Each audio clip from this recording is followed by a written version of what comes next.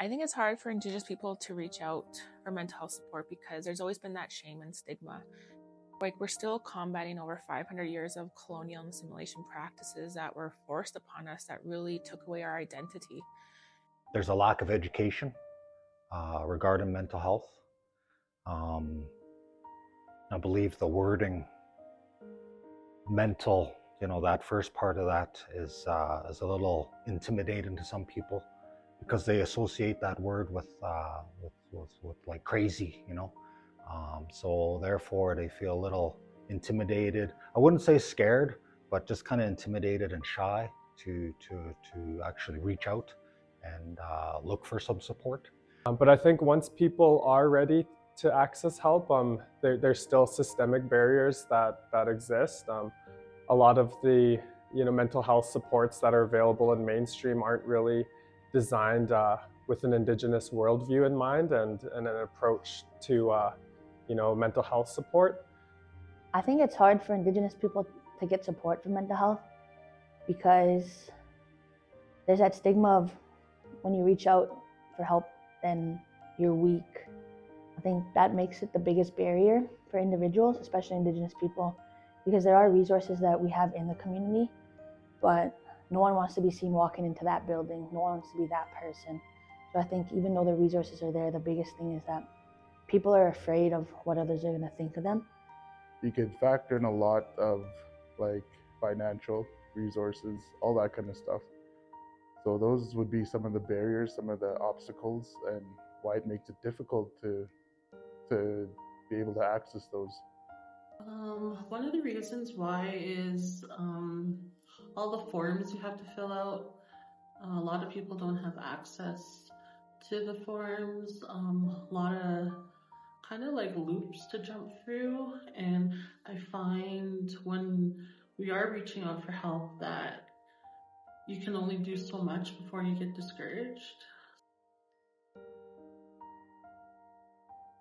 I didn't really understand what I was feeling until I did reach out to my family doctor and explained everything that I was feeling. A lot of the symptoms that we talked about and a lot of the behaviors, a lot of the trauma, a lot of the historical trauma, that's when I understood is that, okay, what I went through was not my fault.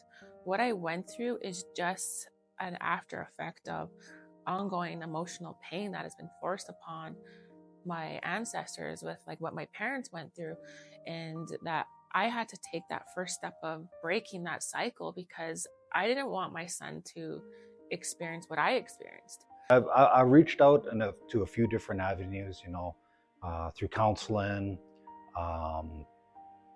but I had troubles finding somebody that I could actually be comfortable with. And I found that to be a barrier, is having that trusted support. It was hard for me to find that, but once I did, I took the sessions and I was able to piece myself back together. But also within those sessions, I was reminded of a few natural counseling methods that the counselor actually introduced me to, and one of them was music. Something that I do, something that I've been doing for a long time.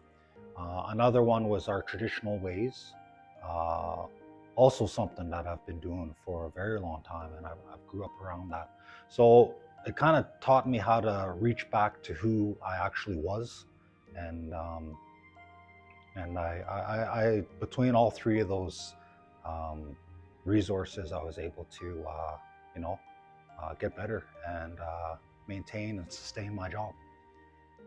Yeah, I reach out for help quite often when I need to, especially with recently went through a loss, and right when we experienced the loss, I started like trying to line up some supports for family and different people, and I was provided some grief counseling numbers, and but a lot of the counselors that focus like specifically on grief counseling, one appointment, the appointment that I did secure, they weren't available until March, and they offered a bit of short-term solutions.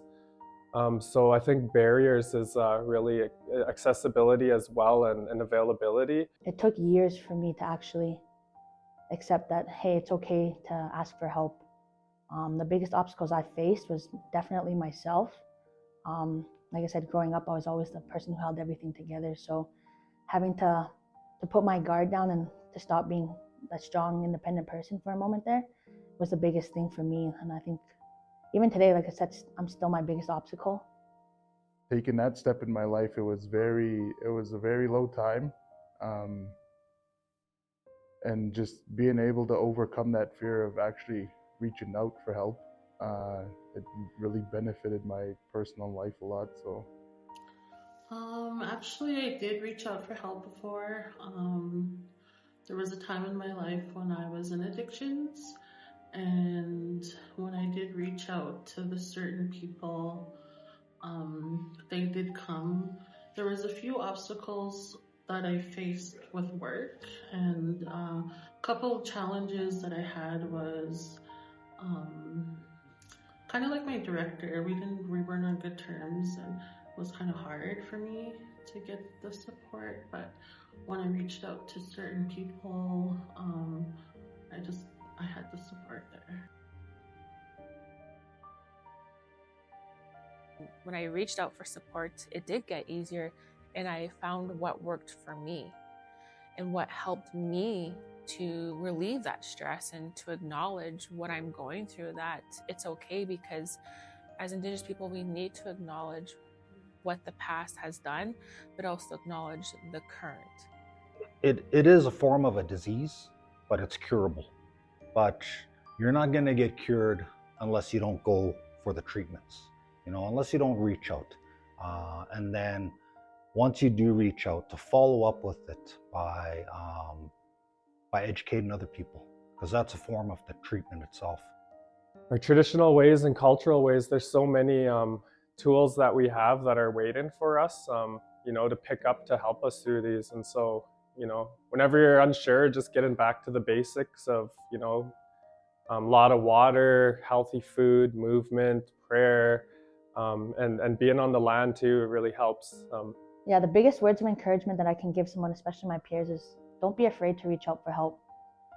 Don't be afraid of what people think of you. At the end of the day, you need to be put in those uncomfortable situations in order to grow as an individual. Once you stop worrying about what other people think of you and start focusing just on yourself, then you're going to see a lot of positive growth in yourself and in your mental health. We go through a lot as young men in our societies, and we face a lot of challenges with alcoholism, drugs, and mental health. And so my words of encouragement is, start speaking up. If you're struggling, if you're battling something, don't be scared to reach out for help. Really rely on your peers or your close friends, and you got to let this stuff out. So, well, for myself, I was only like 25 when I realized what mental health was. I didn't know what it was, so when I reached out for help, it was very new to me, and I didn't really understand why I wasn't taught it. But now that I'm a little bit older in my life, it's so important to do mental health because we live in a real fast-paced world, and you have to be on top of yourself. You have to make sure you're okay in order to function, because if you don't, then your mental health will be really low.